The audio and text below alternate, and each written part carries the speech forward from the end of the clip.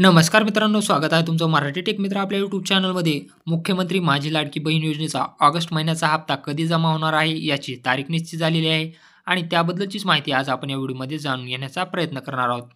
लाडकी बहीण योजनेसाठी ऑगस्ट महिन्याचा जो काही लागणारा निधी आहे त्या निधी वितरणासाठी शासन निर्णय निर्गमित करण्यात आलेला होता.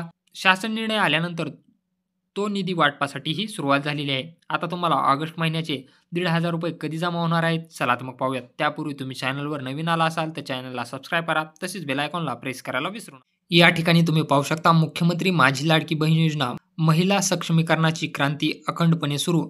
सर्व पात्र लाभार्थ्यांना ऑगस्ट महिन्याचा सन्मान निधी वितरण करण्याच्या प्रक्रियेस आजपासून सुरुवात. आजपासून म्हणजे 11 सप्टेंबर 2025 पासून सुरुवात झालेली आहे.